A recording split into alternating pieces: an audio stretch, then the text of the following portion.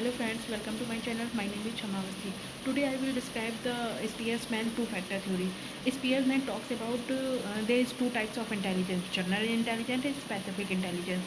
General intelligence क्या होता है, हर पर्सन में होती है वो, मतलब बाई बर्थ वो उनमें होती है। लेकिन स्पेसिफिक इंटेलिजेंस का मतलब होता है कि वो इंसान किसी पर्टिकुलर फील्ड में बहुत अच्छा है। सपोज विराट कोहली को हम ले लेते हैं। विराट कोहली को आपने फुटबॉल खेलते हुए भी देखा होगा, मे बी बैडमिंटन भी खेलते होंगे या अदर स्पोर्ट्स भी खेलते होंगे, बट वो क्रिकेट में बहुत अच्छे हैं।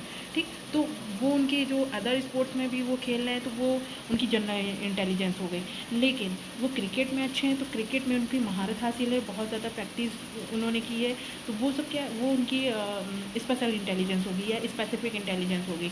तो चार्ल्स स्पीयरमैन ने बताया था कि हर एक पर्सन के अंदर टू टाइप्स इंटेलिजेंस होती है। एक होती है जनरल इंटेलिजेंस जो बाई बर्थ होती है, हेरिडिटरी बेस्ड होती है, वो सब में होती है।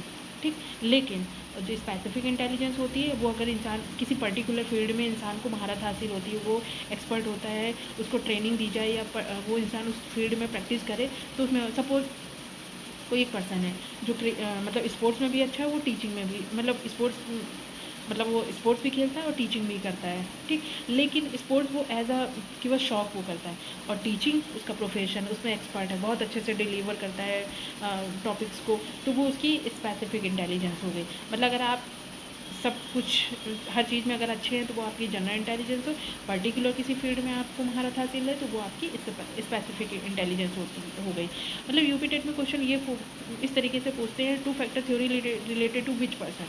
तो चार्ल्स स्पीयरमैन, और समटाइम्स पूछ देते हैं कि वो कौन सी होती हैं, तो जनरल इंटेलिजेंस है, स्पेसिफिक इंटेलिजेंस। और मैंने अभी एक PYQ लगा रही थी, उसमें ये क्वेश्चन पूछा गया था, who use the IQ word for the first time. So it was